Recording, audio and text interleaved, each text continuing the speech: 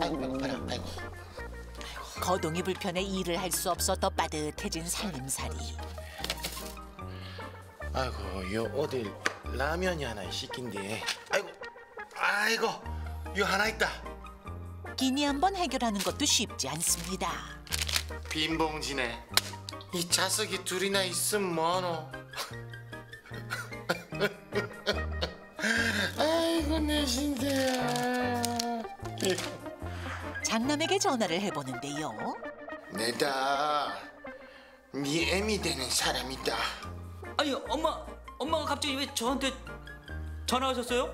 처음이자 마지막으로 네한테 부탁 하나만 하자. 돈 좀 더. 집에 쌀이 없다. 둘째한테 전화하세요. 둘째는 아파트 몇 채, 빌딩 몇 채, 거기서 나오는 월세가 얼만데 왜 저한테 이러세요? 둘째가 그리 부자가.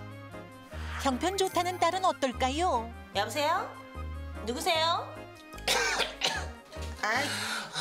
내다. 아이 뭐라는 거야? 여보세요? 누구세요? 내다 네 애미라고.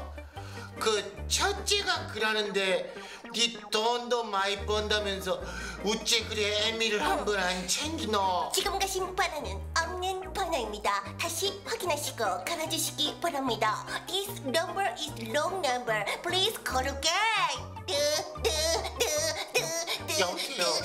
여보세요. 아이고. 인정사정 없는 남매. 서로 책임을 떠넘기기만 하는데요. 내가 먹을 거 안 먹고 입을 거 안 입고 저들을 어떻게 키웠는데 진짜 이게도 되는 겁니까? 부모님의 부양비 외면해도 될까요?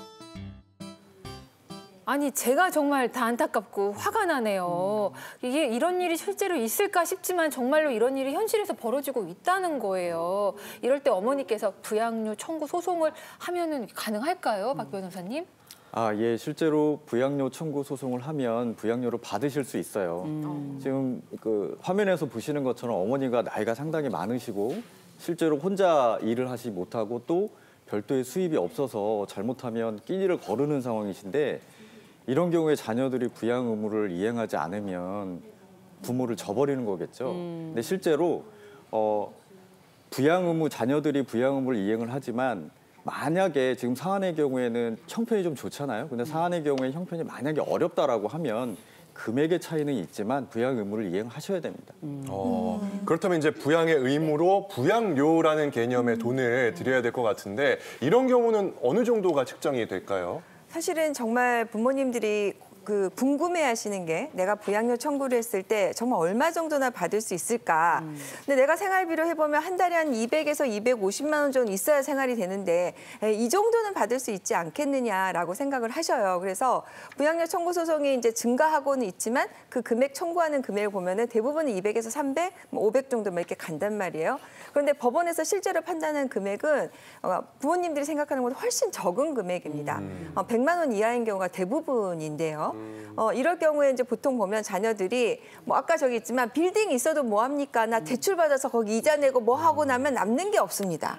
거기다 그 남는 돈으로 자식 뭐 해야 됩니다. 이런 식으로 변명을 하다 보면 실질적으로 이제 부모님들이 원하시는 금액보다 훨씬 못 미치는 금액을 받을 수밖에 없죠. 그래서 결론은 뭐냐? 자식에게 주면 안 된다. 재산을 주면 안 된다. 네. 물려주지 말아라.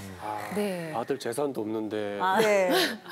근데 지금 형제들 사이에서 이제 이렇게 경제적으로 되니까 아까 했지만 만약에 이제 둘째 딸이 좀 재산이 있어서 둘째 딸한테 청구를 하면은 양상구 씨 어떻게 하겠어요? 저요? 저는 안 줄 것 같아요. 그러니까 자녀들 사이에 제일 먼저 나온 얘기가 왜 나한테만 달라고 하느냐. 지금 큰아들한테도 전화했더니 왜 나한테 전화하냐. 둘째는 이렇게 서로 미루잖아요. 정말 가슴 아픈 일입니다. 네. 근데 이제 부모님 입장에서 보면은 그쪽에 청구하는 게 다 이유가 있으시겠죠. 우리 아까 이호선 교수님 얘기했지만 내가 가장 사랑했으니까, 쟤를 제일 믿으니까, 좀 여유가 있는 것 같으니까 하는데 막상 그 자녀들한테 보면은 다 각자의 사정이 있어요. 근데 우리 법에 효도는 이렇다, 효자는 이렇다, 불효자는 이렇다 명문 규정이 없습니다.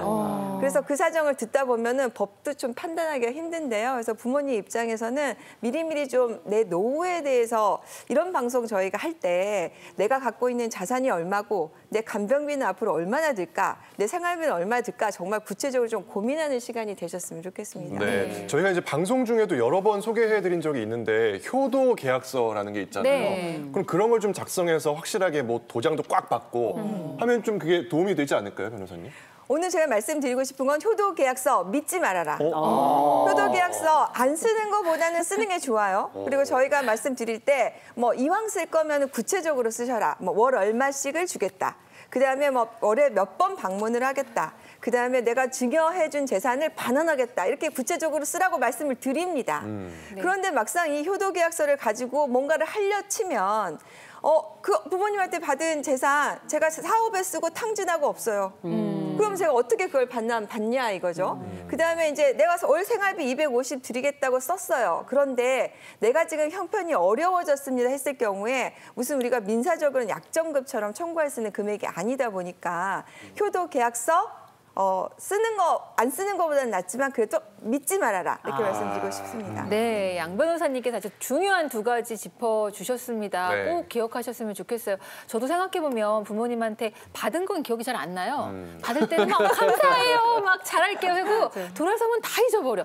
제가 해드린 작은 건 기억이 나는데 그러니까 아무리 자식이 예쁘더라도 재산 미리 주시면 안 됩니다. 이거 꼭 주변에 공유해 주시고요. 효도계약서 믿지 말아야겠습니다. 네. 이호선 아니 교수님. 우리 양소영 변호사님께서 자식에게 미리 주지 마라. 효도계약서 소용없다. 아주 찰떡같이 말씀해 주셨는데 아닌 게 아니라 우리가 이런 얘기 들으면 생각하게 되죠. 야, 내가 노후 계획 세울 때 그 변수 중에 자식 배신을 넣어야 되나.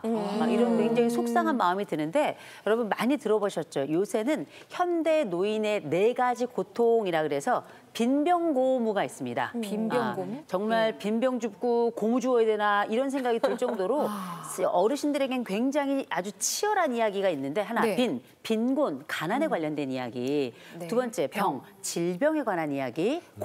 고독에 관련된 외로움에 관련된 이야기, 무위, 할 일이 없는 것 이런 답답함에 관련된 이 4가지 이야기가 있는데 이 빈병고무에 제가 볼 때는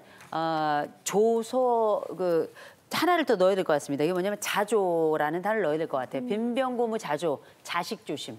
자식 조심. 자식 조심을 좀 같이 넣어야 되지 않겠나 싶을 정도로 안타깝지만 너무 현실적인 이야기들이 꽤 있습니다. 빈병고무 자조, 자식 조심. 같이. 네.